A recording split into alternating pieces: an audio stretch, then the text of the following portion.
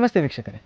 ಪ್ರಸಂಗಕರ್ತನ ಪದ್ಯಕ್ಕೆ ಭಾಗವತರ ಜೀವಾಳ, ಹಿಮ್ಮೇಳದ ಝೇಂಕಾರ, ನವರಸಗಳ ಅಭಿನಯ ಹಾಗೂ ಭಾವಪೂರ್ಣ ಅರ್ಥದ ಮೂಲಕ ಪ್ರದರ್ಶಿಸಲ್ಪಡುವಂಥ ಯಕ್ಷಗಾನ ಎಂಬ ಕಲೆಯ ತೆರೆಯ ಹಿಂದೆ ಕಲಾವಿದನ ಬದುಕಿನ ಕುರಿತು, ಆದ ನಡೆದು ಬಂದ ದಾರಿಯ ಕುರಿತು ಸಣ್ಣ ಅವಲೋಕನ ಮಾಡುವ ಪ್ರಯತ್ನ ಈ ಯಕ್ಷಧ್ರುವತಾರೆ.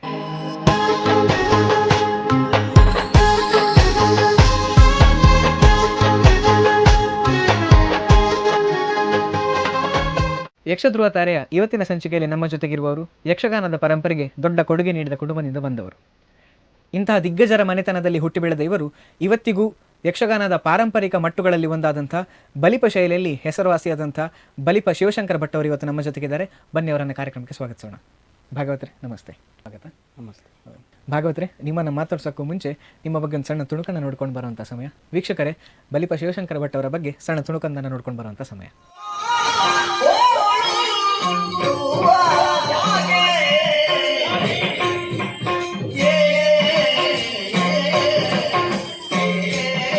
ತೆಂಕುತಿಟ್ಟು ಯಕ್ಷಗಾನ ರಂಗದ ಭೀಷ್ಮ, ಮಹಾಭಾಗವತ ದಿವಂಗತ ಬಲಿಪ ನಾರಾಯಣ ಭಾಗವತ ಮತ್ತು ದಿವಂಗತ ಜಯಲಕ್ಷ್ಮಿ ದಂಪತಿಗಳ ಸುಪುತ್ರರಾಗಿ 20 ಮೇ 1972ರಂದು ಜನಿಸಿದ ಬಲಿಪ ಶಿವಶಂಕರ ಭಾಗವತರು ಪ್ರಾಥಮಿಕ ವಿದ್ಯಾಭ್ಯಾಸವನ್ನ ಸರ್ಕಾರಿ ಹಿರಿಯ ಪ್ರಾಥಮಿಕ ಶಾಲೆ ಕಲ್ಲಬೆಟ್ಟು ಗ್ರಾಮದಲ್ಲಿ ಪಡೆದು 15ನೇ ವರ್ಷದಲ್ಲಿ ಜಾಗಟೆಯ ಸದ್ದಿಗೆ ತಲೆಬಾಗಿ ತಮ್ಮ ತಂದೆ ಹಾಗೂ ತಾತರಿಂದಲೇ ಎಲ್ಲವನ್ನೂ ಕಲಿತು ಹಾಡಲು ಪ್ರಾರಂಭಿಸಿದ್ರು. ಹಿರಿಯ ಕಲಾವಿದರಾದ ಶೇಣಿ ಗೋಪಾಲಕೃಷ್ಣ ಭಟ್, ಪೆರ್ಲಾ ಕೃಷ್ಣ ಭಟ್, ತೆಕ್ಕಟ್ಟೆ ಆನಂದ ಮಾಸ್ಟರ್, ರಾಮದಾಸ್ ಸಾಮಗ ಮೊದಲಾದ ಕಲಾವಿದರ ಕೂಟಗಳಲ್ಲೂ ಅಳಿಕೆ ರಾಮಯ್ಯ ರೈ, ಚಂದ್ರಗಿರಿ ಅಂಬು, ಬಣ್ಣದ ಮಾಲಿಂಗ, ಪಡ್ರೆ ಚಂದು ಹೀಗೆ ಹಲವು ಹಿರಿಯರೊಂದಿಗೆ ಆಟಗಳಲ್ಲೂ ಭಾಗವಹಿಸಿ ಪ್ರಶಂಸೆಗೆ ಪಾತ್ರರಾದ ಇವರು ಹಿಮ್ಮೇಳ ವಾದಕರಾದ ದಿವಂಗತ ನಿಟ್ಲೆ ನರಸಿಂಹ ಭಟ್ಟರ ಶಿಷ್ಯರಾಗಿ ಹಲವು ಅನುಭವಗಳನ್ನ ಪಡೆದ್ರು. ದಿವಾಣ ಭೀಮ್ ಭಟ್, ಚಿಪ್ಪಾರು ಕೃಷ್ಣಯ್ಯ ಬಲ್ಲಾಳ್, ಪೆರುವಾಯಿ ನಾರಾಯಣ ಭಟ್ ಮುಂತಾದವರ ಒಡನಾಟದಿಂದ ರಂಗದಲ್ಲಿ ಮೆರೆದದ್ದು ಮಾತ್ರವಲ್ಲದೆ ಹಿರಿಯ ಮತ್ತು ಕಿರಿಯರೊಂದಿಗೆ ಬೆರೆತು ಬಲಿಪ ಪರಂಪರೆಯ ಸಮರ್ಥ ಉತ್ತರಾಧಿಕಾರಿಯಾಗಿ ಕಟೀಲು ಮೇಳದ ಪ್ರಧಾನ ಭಾಗವತರಾಗಿ ಕಲಾ ರಸಿಕರಿಗೆ ಬಲಿಪ ಶೈಲಿಯ ಸೊಗಡನ್ನ ಮೇಳೈಸುತ್ತಿರುವ ಇವರು ದೇಶ ವಿದೇಶಗಳಲ್ಲೂ ಕಲಾ ರಸಿಕರಿಗೆ ಗಾನಸುದೆಯ ಅಮೃತ ಸಿಂಚನವನ್ನೇ ಉಣಿಸಿ ಬಲಿಪ ಪರಂಪರೆಯನ್ನ ಮುಂದುವರಿಸುತ್ತಿದ್ದಾರೆ.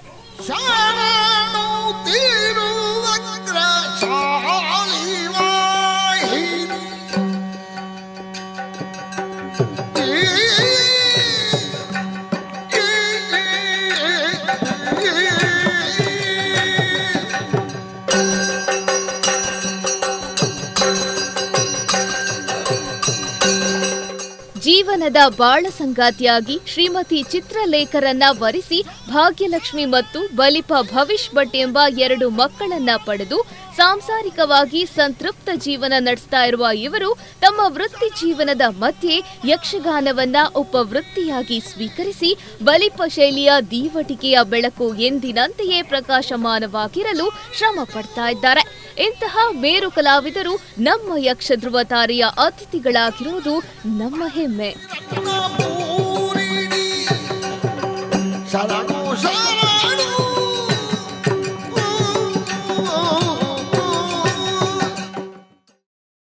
ನೀವು ಬಲಿಪ ಮನೆತನದಲ್ಲಿ ಬೆಳೆದು ಬಂದವರು, ಹಾಗಾಗಿ ನಿಮ್ಮ ಬಲಿಪ ಮನೆತನದಲ್ಲಿ ನಿಮ್ಮ ಬಾಲ್ಯ ಹೇಗಿತ್ತು, ಮತ್ತೆ ನಿಮ್ಮ ಯಕ್ಷಗಾನದ ಪ್ರಾಥಮಿಕ ವಿದ್ಯಾಭ್ಯಾಸ ಹೇಗಿತ್ತು ಅಂತಂದು ಹೇಳ್ಬೋದಾ ನಮಗೆ? ನಾನು ಬಾಲ್ಯದಲ್ಲಿ ವಿಟ್ಲದಲ್ಲಿ ಇದ್ದದ್ದು. ತಂದೆಯವರು ಅಲ್ಲೇ ಇದ್ದರು. ಆಮೇಲೆ ತಂದೆಯವರ ತಂದೆ ಅಂದರೆ ಅಜ್ಜ ಅವರು ಪೆರ್ಲದ ಸಮೀಪ ಪಡ್ರೆಯಲ್ಲಿ, ಹಾಗೆ 2 ಜಾಗೆ ಇತ್ತು. ಅವರ ತಂದೆಯವರು ಹುಟ್ಟಿ ಬೆಳೆದದ್ದು ಪಡ್ರೆಯಲ್ಲಿ, ಹಾಗೆಂತೇಳಿ ಅವರ ಮುತ್ತಜ್ಜನ ಜಾಗೆ ವಿಟ್ಲದಲ್ಲಿದ್ದಲ್ಲಿ ಅಲ್ಲಿ ಹುಟ್ಟಿ ಅಲ್ಲಿ 2ನೇ ತರಗತಿಯವರೆಗೆ ಅಲ್ಲಿ ವಿದ್ಯಾಭ್ಯಾಸ. ಆಮೇಲೆ 1979ರಲ್ಲಿ ಅದನ್ನು ಬಿಟ್ಟು ಮಾರಿ ಮೂಡುಬಿದ್ರೆ ಹತ್ರ ಮಾರೂರು ಗ್ರಾಮದಲ್ಲಿ ಬಂದು ನೆಲೆಸಿದೆವು. ಅಲ್ಲಿ 3ನೇ ತರಗತಿಗೆ ಅಲ್ಲಿಂದ ಹೊರಟದ್ದು. ಆಮೇಲೆ 4-5 ಆಗುವಾಗ ತಂದೆಯವರ ಹತ್ರ ಕೆಲವರೆಲ್ಲ ಕಲೀಲಿಕ್ಕೆ ಬರ್ತಾ ಇದ್ದರು ಯಕ್ಷಗಾನವನ್ನು. ಅದರಲ್ಲಿ ಒಂದು ಗಂಜಿ ಮಠದ ನಾರಾಯಣ ಪೂಜಾರಿ ಅಂತ ಒಬ್ಬರು ಬರ್ತಾಯಿದ್ರು. ಅವರು ಕಲಿಸ್ತಾ ಇದ್ದರು. ಅವರು ಕಲಿಸ್ತಾ ಇರುವಾಗ ನಾವು ಅಲ್ಲಿ ನಿಂತು ನೋಡೋದು ಹೇಗೆ ಅವರು ಹೇಳಿಕೊಡ್ತಾರೆ ಅಂತ. ಹಾಗೆ ಅದನ್ನು ನೋಡಿ ನೋಡಿ ನೋಡಿ ನೋಡಿ ಕೆಲವೆಲ್ಲ ನಮಗೆ ಬಾಯಿಪಾಠ ಆಗಲಿಕ್ಕೆ ಶುರುವಾಯಿತು. ಆಮೇಲೆ ಅಜ್ಜ ಕೆಲವು ತಾಳಗಳನ್ನೆಲ್ಲ ಹೇಳಿಕೊಟ್ರು. ತಂದೆಯವರ ತಂದೆ ನನ್ನ ಅಜ್ಜ ವಲಿಪ ಮಾಧವ ಭಟ್ ಅಂತ, ಅವರು ಕೆಲವು ತಾಳ ಎಲ್ಲ ಹೇಳಿಕೊಟ್ರು. ಆಮೇಲೆ ಇವರು ಕಲಿಸುವಾಗ ನಾವು ಅದನ್ನೇ ತಾಳ ಹಾಕಿ ಕಲಿತಾ ಕಲಿತಾ ಅದೊಂದು ಸ್ವಲ್ಪ ಮಟ್ಟಿಗೆ ಪ್ರಯೋಜನಕ್ಕೆ ಬಂತು. ಆಮೇಲೆ ಅದನ್ನು ತಂದೆಯವರು ನಾವು ಹಾಡುವುದನ್ನು ನೋಡಿ ಒಂದು ಕೂತುಗೊಳಿಸಿ ಅದನ್ನು ಹೀಗೆ ಹಾಡಬೇಕು, ಇಲ್ಲಿಂದಲೇ ತಗೊಳ್ಬೇಕು, ಘಾತದಿಂದ ಘಾತವನ್ನು ಬಿಟ್ಟು ಹೀಗೆಲ್ಲ ಒಂದೊಂದೇ ಹೇಳಿಕೊಡ್ತಾ ಇದ್ದರು. ಹಾಗೆ ಅದು ಅವರಿಂದ ನಾವು ಅಲ್ಲಿಂದ ಕಲೀಲಿಕ್ಕೆ ಪ್ರಾರಂಭ ಮಾಡಿದ್ದು. ಹಾಗೆ ಇನ್ನೊಂದು ಕಡೆಯಿಂದ ನೋಡಿದರೆ ಆಗ ಕೂಡ ವಲಿಪ ಭಾಗವತರು ಮೇಳದಲ್ಲಿ ತಿರುಗಾಟ ಮಾಡಿಕೊಂಡಿದ್ದವರು. ಹಾಗಾಗಿ ಅವರು ಎಷ್ಟು ದಿನಗಳಿಗೊಮ್ಮೆ ಮನೆ ಆಚೆ ಬರ್ತಿದ್ರು, ಯಾಕಂದರೆ ಹೆಚ್ಚಾಗಿ ಆ ಸಮಯದಲ್ಲಿ ಮೇಳದ ಕಲಾವಿದರೆಲ್ಲ ಬಿಡಾರದಲ್ಲಿ ಉಳ್ಕೊಳ್ತಿದ್ರು ಅಂತ ಕೇಳಿದ್ದೇವೆ. ಹಾಗಾಗಿ ಅದರ ಬಗ್ಗೆ ಏನಾದರೂ ನೆನಪುಗಳಿದೆಯಾ ನಿಮಗೆ? ಆಗ ಹೇಗಿತ್ತು ಅಂತ ಹೇಳಿದರೆ, ಒಂದು ಕಡೆಯಿಂದ ಒಂದು ಕಡೆಗೆ ಹೋಗುವಾಗ ಸರಿಯಾದ ಬಸ್ಸಿನ ವ್ಯವಸ್ಥೆಗಳು ಕಡಿಮೆ ಇತ್ತು. ಹೌದು. ಆಗ ಮತ್ತು ಬೆಳಿಗ್ಗೆ ಮಲಗೋದು, ರಾತ್ರಿ ಇಡೀ ದುಡಿದು ಹೌದು ಪದ್ಯ ಹೇಳಿ ಹಗಲು ತುಂಬ ಆಯಾಸ, ಮನೆಗೆ ಬಂದರೆ ನಿದ್ರೆ ಹಾಳಾಗ್ತದೆ. ಹಾಗೆ ಹೆಚ್ಚಿನ ಕಲಾವಿದರು ಆಗ ಬಿಡಾರದಲ್ಲಿಯೇ ಇರ್ತಿದ್ದದ್ದು. ಆಮೇಲೆ ಪ್ರಸಂಗವೂ ಹಾಗೆ, ಆಗ ಮೊದಲೇ ನಿಶ್ಚಯ ಆಗಿರುವುದಿಲ್ಲ. ಹೌದು. ಅದಕ್ಕೆ ಲಿಸ್ಟ್ ಆಗಬೇಕು, ಕಲಾವಿದರಿಗೆ ಹೇಳಬೇಕು, ಹೀಗೆಲ್ಲ ಇರುವುದರಿಂದ ಅವರು ಸಾಧಾರಣ ತಿಂಗಳಿಗೆ ಒಮ್ಮೆ ಬಂದದ್ದು ಉಂಟು, 2 ತಿಂಗಳಿಗೊಮ್ಮೆ ಬಂದದ್ದು ಉಂಟು, ಒಂದು 15 ದಿವಸಕ್ಕೊಮ್ಮೆ ಬರ್ತಾ ಇದ್ದದ್ದು ಸಹ ಉಂಟು. ಹಾಗೆ ನೀವು ಯಕ್ಷಗಾನ ಅಭ್ಯಾಸವನ್ನು ಪ್ರಾರಂಭ ಮಾಡಿ ಆದಮೇಲೆ ನೀವು ವೃತ್ತಿಪರ ಕಲಾವಿದರಾಗಬೇಕು ಅಥವಾ ಆಗಬಾರ್ದು ಹೇಳೋ ಬಗ್ಗೆ ನಿಮ್ಮ ತಂದೆಯವರ ಸಹಕಾರ ಅಥವಾ ನಿಲುವು ಹೇಗಿತ್ತು? ಅಂದರೆ ಅವರು ಕಲಿಸ್ತಾ ಇರುವಾಗ ನಮಗೆ ನಾವು ಕಲಿತಾ ಇದ್ದೆವು, ಅದು ಅವರಿಗೆ ಇಷ್ಟ ಇತ್ತು. ಹಾಗೆಂತ ಇದನ್ನೇ ಮುಂದುವರಿಸಿಕೊಂಡು ಹೋಗಬೇಕು ಅಂತೇಳಿ ಅವರಿಗೆ ಇರಲಿಲ್ಲ. ಯಾಕಂದರೆ ಅವರು ತುಂಬ ಕಷ್ಟ, ಇದನ್ನೇ ಜೀವನಕ್ಕಾಗಿ ಮಾಡಿಕೊಂಡು ಹೋಗಲಿಕ್ಕೆ ಸಾಧ್ಯ ಇಲ್ಲ, ಇದರಿಂದ ಜೀವನ ನಡೆಸಲಿಕ್ಕೆ ಸಾಧ್ಯ ಇಲ್ಲ. ನಾವೇನೋ ಹೀಗೆ ಮಾಡಿಕೊಂಡು ಬಂದೆವು, ನಡೆಯಿತು. ಹಾಗಾಗಿ ನೀವು ಇದನ್ನು ಯಾಕೆ ಇದನ್ನು ಮುಂದುವರಿಸಬೇಕು, ವಿದ್ಯೆ ಇರಲಿ, ಕಲಿತುಕೊಳ್ಳಿ. ಹಾಗಂತ ಜೀವನಕ್ಕೆ ಬೇರೆ ಏನಾದರೂ ದಾರಿ ವಿದ್ಯಾಭ್ಯಾಸ ಮಾಡಿಕೊಂಡು ಅದರಲ್ಲಿ ಏನಾದರೂ ಕೆಲಸ ಸಿಗ್ತದಾದರೆ ಅದನ್ನು ಮುಂದುವರಿಸಿಕೊಂಡು ಹೋಗಿ ಅಂತೇಳಿ ಅವರ ನಿಲುವು ಇದ್ದದ್ದು. ಹಾಗೆ ನಾನು ಸಾಧಾರಣ PU ವರೆಗೆ ಹೋಗಿ ಆಮೇಲೆ ಒಮ್ಮೆ ಯಕ್ಷಗಾನಕ್ಕೆ ಸೇರಿದೆ. ತಮ್ಮ ಪ್ರಸಾದ ಅದನ್ನೇ SLC ಮಾಡಿ ಅದನ್ನು ಮುಂದುವರಿಸಿಕೊಂಡು ಬಂದ. ಹೌದು. ಹಾಗೆ ಅವನು ಅದನ್ನೇ ಮುಂದುವರಿಸಿದ. ನಾನು ಹೀಗೆ ವೃತ್ತಿಪರನಾಗಿ ಹವ್ಯಾಸಿಯಾಗಿ ವೃತ್ತಿಯಾಗಿ ಮಾಡದೆ ಹವ್ಯಾಸಿಯಾಗಿ ಇದ್ಕೊಂಡಿದ್ದೆ. ಹೌದು. ನೀವೀಗ ಹೇಳಿದ ಹಾಗೆ ನೀವು ಹವ್ಯಾಸಿಯಾಗಿ ಇದ್ದರೂ ಕೂಡ ಕಳೆದ ವರ್ಷಗಳಿಂದ ನೀವು ಇದನ್ನು ಉಪವೃತ್ತಿಯಾಗಿ ಸ್ವೀಕರಿಸಿಕೊಂಡಿದ್ದೀರಿ. ಕಟೀಲು ಮೇಳದಲ್ಲಿ ಪ್ರಧಾನ ಭಾಗವತರಾಗಿ ಕೂಡ ನೀವು ಸೇವೆಯನ್ನು ಸಲ್ಲಿಸ್ತಾ ಇದ್ದೀರಿ. ಇದಕ್ಕಿಂತ ಮುಂಚೆ 1988-89 ಸಮಯದಲ್ಲಿ ಒಮ್ಮೆ ನೀವು ಕಟೀಲು ಮೇಳದಲ್ಲಿ ವೃತ್ತಿಪರ ಕಲಾವಿದರಾಗಿ ಕೂಡ ನೀವು ತಿರುಗಾಟವನ್ನು ಮಾಡಿದ್ದೀರಿ. ಆ ಸಮಯದಲ್ಲಿ ನಿಮ್ಮ ಅಂದರೆ ತಿರುಗಾಟದ ನೆನಪುಗಳೆಲ್ಲ ಹೇಗಿತ್ತು? ಆಗ ಏನಾದರೂ ಅಂದರೆ ತಿರುಗಾಟ ಮಾಡಲಿಕ್ಕೆ ಕಾರಣ ಏನು ಅಂತ ಹೇಳಿದರೆ, ಅಜ್ಜ ಒಂದು ಯಾರಾದರೂ ಇದರಲ್ಲಿ ಮುಂದೆ ಬರಬೇಕು ಅಂತೇಳಿ ಅವರಿಗೆ ಒಂದು ಆಸೆ, ಇದನ್ನು ನಿಲ್ಲಿಸಲಿಕ್ಕಿಲ್ಲ, ಯಾರಾದರೂ ಮುಂದುವರಿಸಿಕೊಂಡು ಹೋಗಬೇಕು ಅಂತ. ಹಾಗೆ ಆಗ ನಾನು ಸಾಧಾರಣ 86-87ರಲ್ಲೇ ಭಾಗವತಿಗೆಯನ್ನು ಹೊರಗೆಲ್ಲ ಹೋಗಿ ಮಾಡ್ತಾ ಇದ್ದೆ. ಆಮೇಲೆ ಅಜ್ಜ ಹೇಳಿದರು, ಈ ಸಲ ಒಂದು ತಿರುಗಾಟ ಮಾಡೋದು ಕಟೀಲು ಮೇಳಕ್ಕೆ. ಹಾಗೆ ಹೋಗಿ ಮಾತಾಡಿದ್ದು. ಅಲ್ಲಿ ಗೋಪಾಲಕೃಷ್ಣ ಆಶ್ರಮರಿದ್ದಾಗ ಅವರು ಅವರ ಕೈಯಿಂದ ಜಾಗಟೆ ತಗೊಂಡು ಅಲ್ಲಿಂದ ಪ್ರಾರಂಭ ಮಾಡಿದೆ. ಪ್ರಾರಂಭ ಮಾಡುವಾಗ ಮೊದಲಿಗೆ ಪೂರ್ವರಂಗದ ಭಾಗದಲ್ಲಿ ಒಂದು 2-3 ದಿನ ಪೂರ್ವರಂಗ ಭಾಗದಲ್ಲಿ ಹಾಡ್ತಾ ಇದ್ದೆ. ಆಮೇಲೆ ಏನಾಯಿತು ಅಂತ ಹೇಳಿದರೆ, ಒಂದು ದಿವಸ ತಂದೆಯವರು ಏನೋ ಒಂದು ಬೇರೆ ಪ್ರೋಗ್ರಾಮ್ ಒಪ್ಪಿಕೊಂಡಿದ್ದರು. ಬರುವಾಗ ಸಾಧಾರಣ 1-1.5 ಗಂಟೆ 2 ಗಂಟೆ ಆದೀತು ಅಂತ ಹೇಳಿದರು. ನನಗೆ ಹೆಚ್ಚಿನ ಅನುಭವ ಆಗ ಇರಲಿಲ್ಲ. ಆದರೂ ಹೀಗೆ ಹೇಳಬೇಕು ಅಂತೇಳಿ ಹೇಳಿಕೊಟ್ರು. ಕುಮಾರ ವಿಜಯ ಪ್ರಸಂಗ ಸಿದ್ದಕಟ್ಟೆ ಕರ್ಪೆಯಲ್ಲಿ ಅದಾಟದು ಆಯಿತು. ಅವರು ಹೇಗೆ ಹೇಳಿಕೊಟ್ಟಿದ್ದಾರೆ ಹಾಗೆ. ಮತ್ತು ಆಗ ಮೊದಲಿಗಾರರು ಪೆರುವಾಯಿ ನಾರಾಯಣ ಭಟ್ರು ಇದ್ದರು ಮೇಳದಲ್ಲಿ.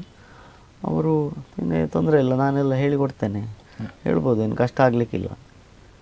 ಹಾಗೆ ಆ ದಿವಸ ಕುಮಾರ ವಿಜಯ ನಾನು ಸುರುವಿಗೆ ಹಾಡಿದ ಪ್ರಸಂಗ. ಸಾಧಾರಣ 1-1:30 ಆಗುವಾಗ ತಂದೆಯವರು ಬಂದರು.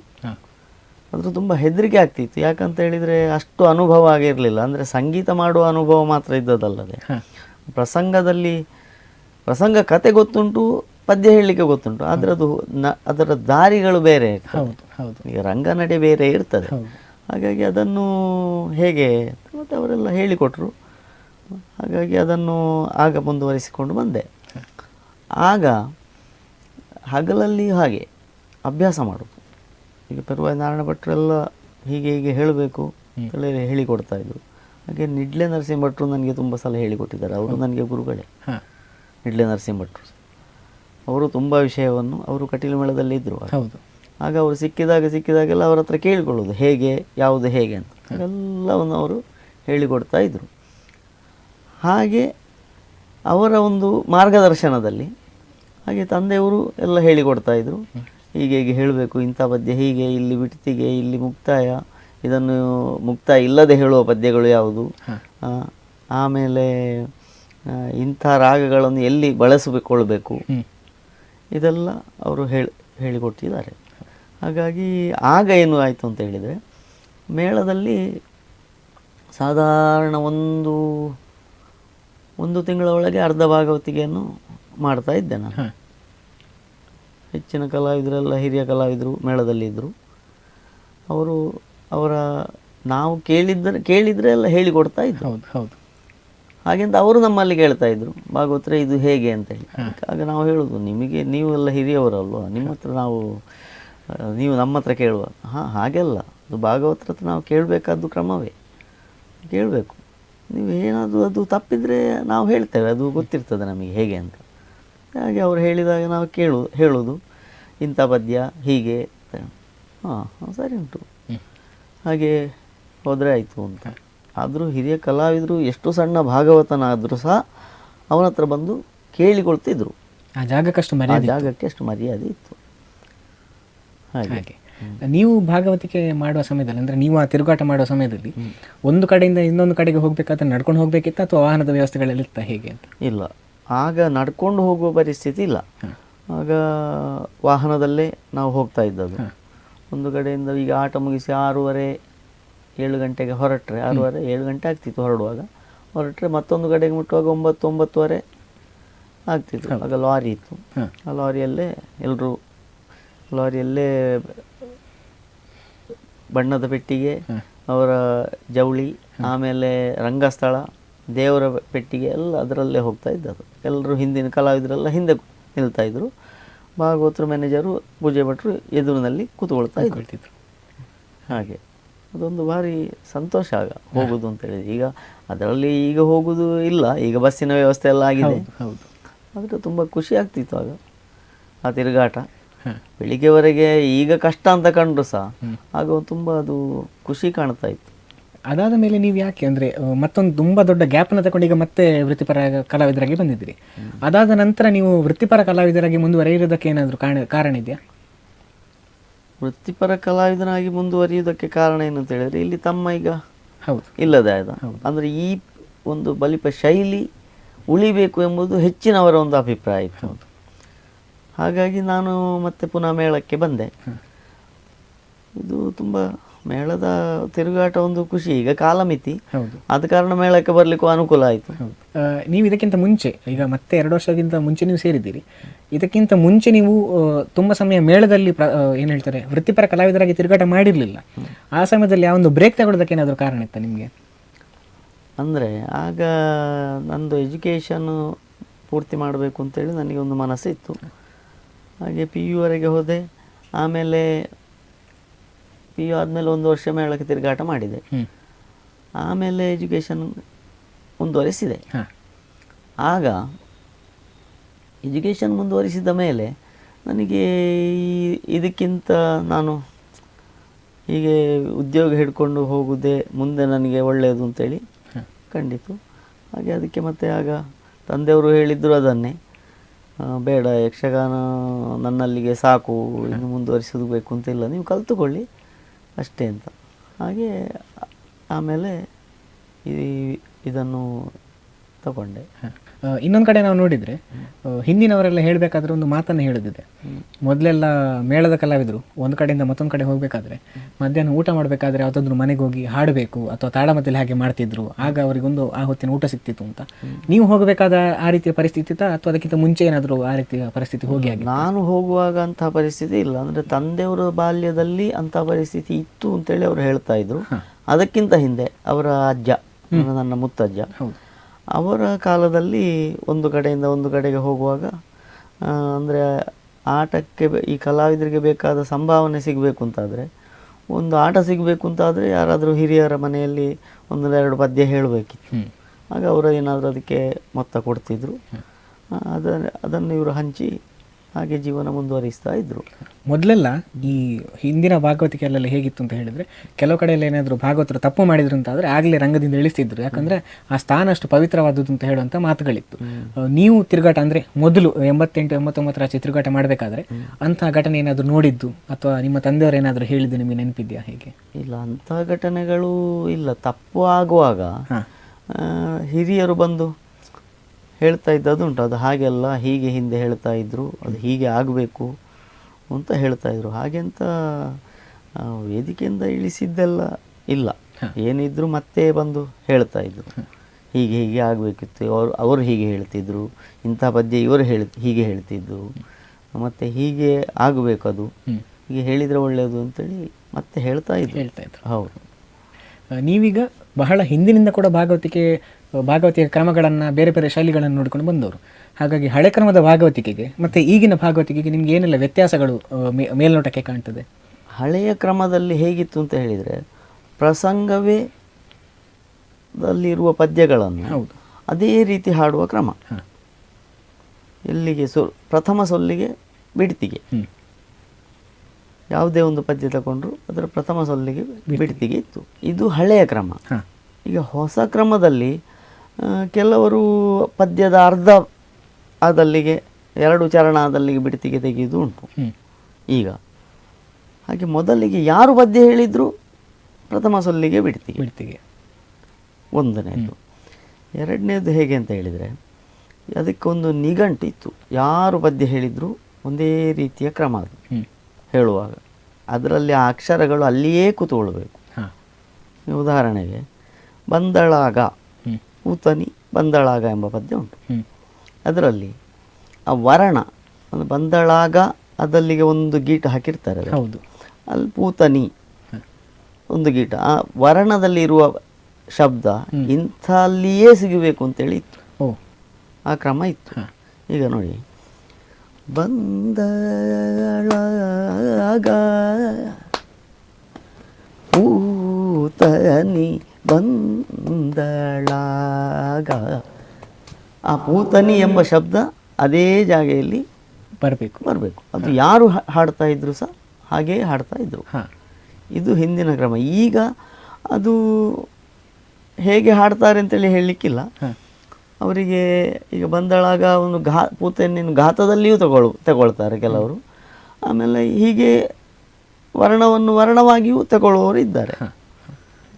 ಹಾಗೆ ಅದು ಹೀಗೆ ನಿಘಂಟು ಅಂತೇಳಿ ಈಗ ಕಾಣುವುದಿಲ್ಲ. ಅಂಥದ್ದು ಉಂಟು. ಹೌದು. ಈಗ ಮೊದಲೆಲ್ಲ ಯಕ್ಷಗಾನದಲ್ಲಿ 32 ರಾಗಗಳು ಮಾತ್ರ ಬಳಕೆ ಆಗ್ತಿತ್ತು ಅಂತ ನಾವು ಕೇಳಿದ್ದೇವೆ. ಈಗಾದರೆ ಬೇರೆ ಬೇರೆ ರಾಗಗಳನ್ನು ಕೂಡ ಇವರು ಬಳಸ್ತಾ ಇದ್ದಾರೆ ಈಗಿನ ಭಾಗವತರು. ಇದರ ಸಾಧಕಗಳೇನು, ಬಾಧಕಗಳೇನು? ಅಂದರೆ ಬೇರೆ ಬೇರೆ ರಾಗಗಳನ್ನು ಬಳಸುವುದಕ್ಕೆ ಏನು ಸಮಸ್ಯೆ ಇಲ್ಲ. ಆದರೆ ಈಗ ಛಂದಸ್ಸು ಕೆಲವು ಹೇಗಿರ್ತದೆ ಅಂದರೆ, ಈಗ ಭೈರವಿ ತ್ರಿವುಡೆ ಅಂತ ಇರ್ತದೆ, ಕಾಂಬೋದಿ ತ್ರಿವುಡೆ ಅಂತ ಇರ್ತದೆ, ಅಥವಾ ಬಿಲಹರಿ ಅಷ್ಟ, ಕೇದಾರಗಳು ಅಷ್ಟ, ಹೀಗಿರುವ ರಚನೆಗಳೇ ಇರುವುದರಿಂದ ಈ ಹೊಸ ರಾಗದ ರಚನೆಗಳು ಯಕ್ಷಗಾನದಲ್ಲಿ ಕಾಣ್ತಾ ಇಲ್ಲ.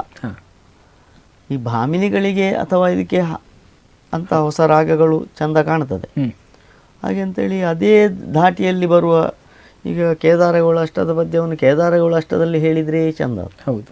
ಭೈರವಿ ತ್ರಿವುಡೆಯಾಗಿ ಬಂದರೆ ಚಂದ.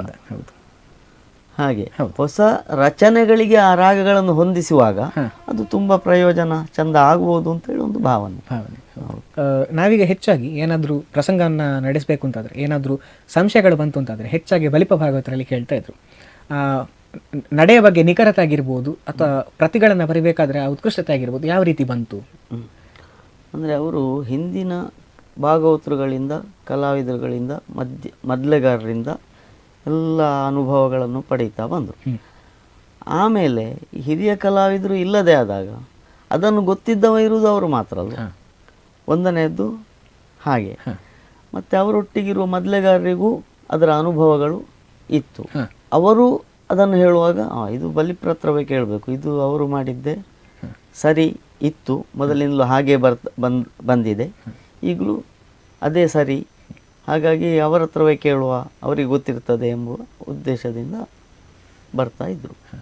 ಇನ್ನೊಂದು ಕಡೆಯಲ್ಲಿ ನಾವು ನೋಡ್ಲಿಕ್ಕೆ ಹೋದರೆ ಭಾಗವತನಿಗೆ ರಂಗ ನಿರ್ದೇಶಕ ಹೇಳುವಂಥ ಒಂದು ಹೆಸರು ಕೂಡ ಇದೆ. ಹಾಗಾಗಿ ಈ ಭಾಗವತನ ಅಥವಾ ಪ್ರಧಾನ ಭಾಗವತ ಅಥವಾ ಭಾಗವತನ ಜಾಗ ಹೇಳುವಂಥದ್ದು ಬರೀ ಹಾಡು ಹೇಳುವವನಂತಲ್ಲ, ಇಡೀ ರಂಗವನ್ನು ನೋಡಿಕೊಳ್ಳುವಂಥ ವ್ಯವಸ್ಥೆ ಅವನ ಕೈಯಲ್ಲಿ ಇರ್ತದೆ. ಹಾಗಾಗಿ ಈ ಸ್ಥಾನದ ಮಹತ್ವ ಏನು ಅಂತ ಹೇಳುವಂಥದ್ದು ತುಂಬ ಜನಕ್ಕೆ ಹೆಚ್ಚಾಗಿ ಅರ್ಥ ಆಗೋದಿಲ್ಲ. ಯಾಕಂದರೆ ಹಾಡಲಿಕ್ಕೆ ಬಂದರೆ ಭಾಗವತಿಕೆ ಅಂತ ಹೇಳುವಂಥದ್ದು ಒಂದು ಜನಸಾಮಾನ್ಯರ ನಡುವಲ್ಲಿ ಇರುವಂಥದ್ದು. ಹಾಗಾಗಿ ಭಾಗವತನ ಸ್ಥಾನ ಏನು ಅಂತ ಹೇಳುವಾಗ ಒಂದೆರಡು ಮಾತಾಡ್ಬೋದು. ಭಾಗವತನಿಗೆ ರಂಗದ ಪ್ರಸಂಗದ ಎಲ್ಲ ವಿಷಯಗಳು ಗೊತ್ತಿರಬೇಕು. ಈ ಪದ್ಯ ಹೀಗೆ ಹೇಳಿದರೆ ಇದಕ್ಕೆ ಅರ್ಥ ಇಷ್ಟು ಬರಬೇಕು, ಇದರ ನಾಟ್ಯ ಹೀಗೆ ಇದ್ದರೆ ಚಂದ, ಇದರಲ್ಲಿ ಅವ ಹೆಚ್ಚಾಗಿ ಮಾತಾಡಿದರೆ ಅದನ್ನು ಸಣ್ಣದು ಮಾಡಿಸುವ ಒಂದು ಜಾಗಟೆಯಲ್ಲಿ ಶಬ್ದ ಮಾಡಿ ಸಣ್ಣದು ಮಾಡಿಸುವಂಥದ್ದು ಜಾಸ್ತಿ ಆದ ಕೂಡಲೇ ಇಂಥದ್ದೆಲ್ಲ ಆ ಒಂದು ಅಧಿಕಾರ ಇರುವುದರಿಂದ ಅವ ನಿರ್ದೇಶಕನಾಗಿ ಇದ್ದಾನೆ. ಭಾಗವತನೇ ನಿರ್ದೇಶಕ ಎಂಬುದು ಹಾಗೆ. ಮತ್ತೊಂದು ಏನು ಅಂತ ಹೇಳಿದರೆ, ಮೊದಲಿಗೆಲ್ಲ ಹೇಗಿತ್ತು ಅಂತ ಹೇಳಿದರೆ ಹೇಳ್ತಾ ಇದ್ದರು, ಭಾಗವತನ ಹತ್ರ ಕೇಳದೆ ಯಾವ ಒಬ್ಬ ಪಾತ್ರಧಾರಿಯೂ ರಂಗಕ್ಕೆ ಬರ್ತಿರಲಿಲ್ಲ. ಭಾಗವತರು ಹೇಳುವುದು ಇದಕ್ಕೆ ಹೀಗೆ, ಇಲ್ಲಿ ಯುದ್ಧ, ಇಲ್ಲಿ ದೈತದ ಕಥ, ಇಲ್ಲಿ ರಥ ಹತ್ತಬೇಕು, ಈ ಭಾಮಿನಿಗೆ ಪದ್ಯಕ್ಕೆ ಬರಬೇಕು, ಹೀಗೆಲ್ಲ ಭಾಗವತ ನಿರ್ದೇಶನ ಕೊಡ್ತಾ ಇದ್ದ. ಆಗ ಅದನ್ನು ಕೇಳಿ ಅವರು ಪಾತ್ರಧಾರಿಗಳು ರಂಗಕ್ಕೆ ಬರ್ತಾ ಇದ್ರು. ಇದನ್ನೆಲ್ಲ ಹೇಳಬೇಕಿದ್ರೆ ಯಾರಾದರೂ ಒಬ್ಬ ಬೇಕೇ ಬೇಕಲ್ಲ. ಹಾಗೆ ಅದು ಭಾಗವತನೇ ನಿರ್ದೇಶಕನಾಗಿ ಬಂದ. ಮತ್ತು ಒಂದು ಕಡೆಯಿಂದ ಒಂದು ಕಡೆಗೆ ಹೋಗ್ತಾ ಇರುವಾಗ ಆಟ ಮಾಡುವುದು ಭಾಗವತನೇ ಆಗ ಹಿಂದೆ. ಹಾಗಾಗಿ ಅವನಿಂದಲೇ ಅದು ನಿರ್ದೇಶನ ಅಂತೇಳಿ ಬಂದದ್ದು. ಇನ್ನೊಂದು ಕಡೆಯಲ್ಲಿ ನಾವು ನೋಡ್ಲಿಕ್ಕೆ ಹೋದರೆ ಮೊದಲೆಲ್ಲ ಹಿಮ್ಮೇಳದ ಜೊತೆ ಮುಮ್ಮೇಳ ಬರ್ತಿತ್ತು ಅಂತ ಹೇಳಿಕೊಂಡಿದ್ರು. ಹಾಗಾಗಿ ಆ ಸಮಯದಲ್ಲಿ ರಂಗ ಭಾಷೆ ಹೇಗಿತ್ತು, ಹಿಮ್ಮೇಳ ಮತ್ತು ಮುಮ್ಮೇಳದ ಹೊಂದಾಣಿಕೆ ಹೇಗಿತ್ತು ಅಂತ ಹೇಳಿಕೊಂಡು.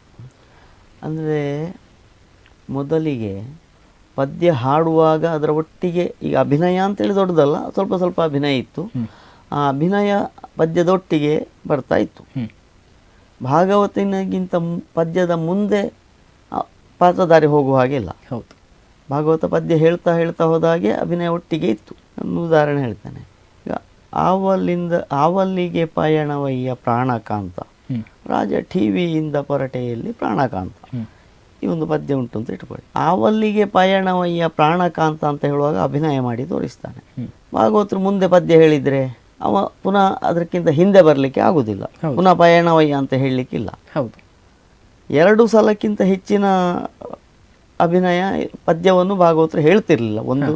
ಒಂದು ಸಲ ಅಥವಾ 2 ಸಲ ಒಂದು ಆವರ್ತ ಮಾಡ್ತಾ ಇದ್ರು ಅಷ್ಟೇ. 2 ಸಲ 3 ಸಲ 4 ಸಲ ಮಾಡ್ತಾ ಹೋದ ಹಾಗೆ ಇಲ್ಲಿ ಕತೆ ಹಿಂದೆ ಬೀಳ್ತದೆ. ಹೌದು, ಆ ಪ್ರಸಂಗದಲ್ಲಿರುವ ಪದ್ಯಗಳನ್ನು ಹಾಡುವಷ್ಟು ಸಮಯ ಸಿಗುವುದಿಲ್ಲ. ಒಂದೊಂದೇ ಪಾತ್ರಕ್ಕೆ ಹೆಚ್ಚಿನ ಅವಕಾಶ ಕೊಟ್ಟಾಗೆ ಆಗ್ತದೆ. ಆವಲ್ಲಿಗೆ ಪಯಣವಯ್ಯ ಪ್ರಾಣಕಾಂತ, ರಾಜ ಟಿವಿಯಿಂದ ಪೊರಟೆಯಲ್ಲಿ ಪ್ರಾಣಕಾಂತ ಅಂತ, ಪೊರಟೆಯಲ್ಲಿ ಅಂತೇಳಿ ಹೇಳುವಾಗ ಕಲಾವಿದ ಮೊದಲೇ ಅಭಿನಯ ಮಾಡ್ತಾನೆ ಪೊರಟೆಯಲ್ಲಿ ಅಂತ, ಆಗ ಹಿಂದೆ ಭಾಗವತ ಪುನಃ ಅದನ್ನೇ ಹೇಳಬೇಡುವ, ಆ ಕ್ರಮ ಹಿಂದೆ ಇರಲಿಲ್ಲ. ಈಗ ಭಾಗವತನಿಗಿಂತ ಮೊದಲೇ ಕಲಾವಿದ ಅದನ್ನು ಕೈಯಲ್ಲಿ ಮಾಡಿ ತೋರಿಸ್ತಾನೆ. ಆಗ ಭಾಗವತರಿಗೆ ಪದ್ಯ ಹೇಳದೆ ನಿರ್ವಾಹ ಇಲ್ಲ. ಹಾಗೆ ಮುಮ್ಮೇಳಕ್ಕಿಂತ ಒಟ್ಟಿಗೆ ಹಿಮ್ಮೇಳ ಹೋಗುದು. ಈಗ ಹಿಮ್ಮೇಳದೊಟ್ಟಿಗೆ ಮುಮ್ಮೇಳ ಹೋಗುದಲ್ಲ, ಮುಮ್ಮೇಳದೊಟ್ಟಿಗೆ ಹಿಮ್ಮೇಳದವರು ಬರುವ ಹಾಗೆ ಆಗಿದೆ. ಅದು ಸರಿ ಅಂತ ಕಾಣುವುದಿಲ್ಲ. ಭಾಗವತ ಪದ್ಯ ಹೇಳಿದ ಹಿಂದೆಯೇ ಪಾತ್ರಧಾರಿ ಹೋಗಬೇಕಾದ್ದು. ನಡೆಯೂ ಹಾಗೆ, ಚೆಂಡೆಮದ್ದಳೆ ಬಾರಿಸುವುದು ಹಾಗೆ. ರಂಗಸ್ಥಳದಲ್ಲಿ ಭಾಗವತನಿಗೆ ರಂಗ ನಿರ್ದೇಶಕ ಅಂತ ಹೇಳುವ ಏನು ಹೇಳ್ತಾರೆ, ಒಂದು ಜವಾಬ್ದಾರಿ ಇರೋದ್ರಿಂದ ಕೂಡ ಇದಾಗಿರ್ಬೋದು ಅಂತ ಹೇಳ್ತೀರಾ ನೀವು? ಹೌದು, ಆ ಜವಾಬ್ದಾರಿ ಇರುವುದರಿಂದ ರಂಗ ಭಾಷೆ ಅಂತ ಹೇಳಿದರೆ ಒಂದು ತೈತದ ಕಥ ಅಂದರೆ ಆ ತೈತದ ಕಥಕ್ಕೆ ಸರಿಯಾಗಿ ಹೋಗಬೇಕು. ಸುಮ್ಮನೆ ನಾವು ನಡ್ಕೊಂಡು ಹೋದಾಗೆ ಹೋಗುವ ಹಾಗೆ ಇಲ್ಲ. ಇದು ರಂಗಭಾಷೆ. ಆ ಬಾರಿಸುವ ತೈತದ ಕಥಕ್ಕೆ ಹೆಜ್ಜೆ ಹಾಕ್ತಾನೆ ಹೋಗಬೇಕು. ಇಂಥ ವೇಷ ಇಂಥಲ್ಲೇ ನಿಲ್ಲಬೇಕು, ಇಂಥಲ್ಲೇ ನಿಂತು ಮಾತಾಡಬೇಕು, ಮಾತಾಡುವ ವೇಷವೇ ಮಾತಾಡಬೇಕು. ಪದ್ಯ ಯಾರಿಗುಂಟು ಅದೇ ವೇಷ ಮಾತಾಡಲಿಕ್ಕೆ.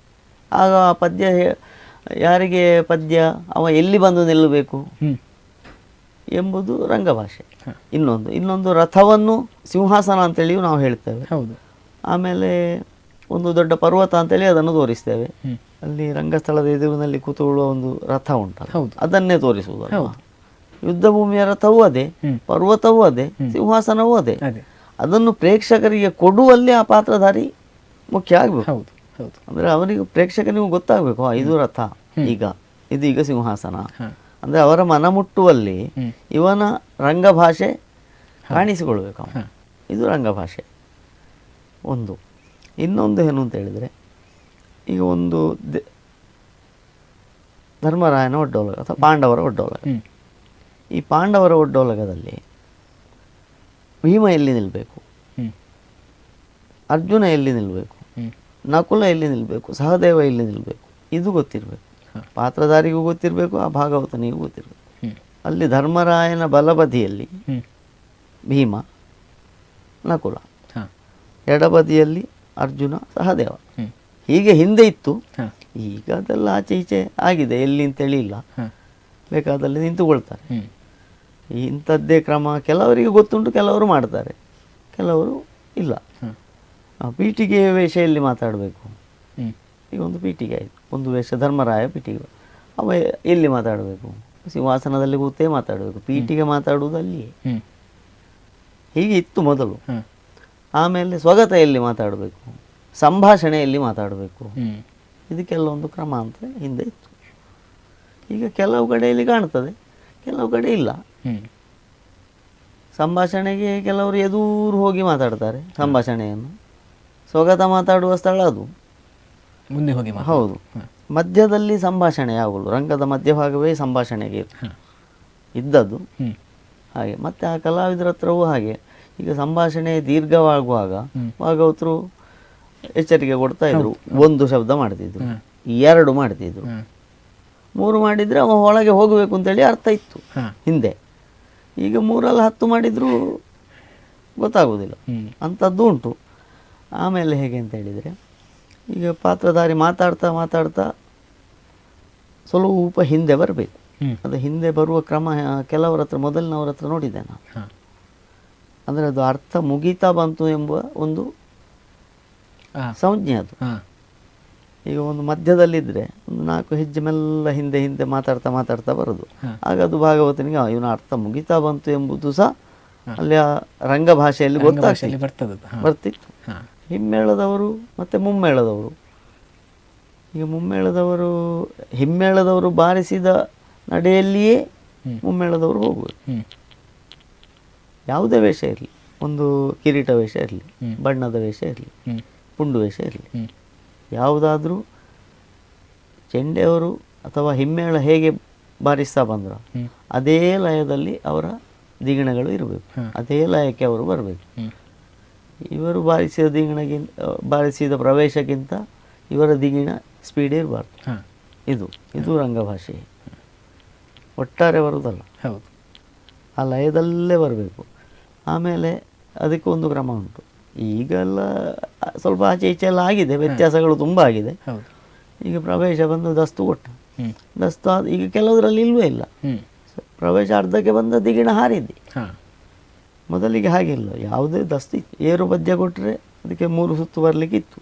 ಪದ್ಯ ತೆಗೆಯುವಾಗಲೇ ಕೆಲವರು ಸುತ್ತು ಬರ್ತಾಯಿದ್ರು ಹಳೆಯ ಕ್ರಮ. ಈಗ ಬರುವ ನಾರಾಯಣ ಶೆಟ್ಟರಲ್ಲಿ ಪದ್ಯದ ಲಯಕ್ಕೆ 1 ಸುತ್ತು ಬಂದಾಯ್ತು ಅವರು, ಅದು ವೇಷ ತುಂಬುತ್ತಿತ್ತಲ್ಲಿ. ಹಾಗೆ ಅಂಥ ಕ್ರಮಗಳೆಲ್ಲ ಕೆಲವು ಹಿಂದೆ ಇತ್ತು. ಈಗ ಕೆಲವರ ಹತ್ರ ಉಂಟು, ಕೆಲವರ ಹತ್ರ ಇಲ್ಲ.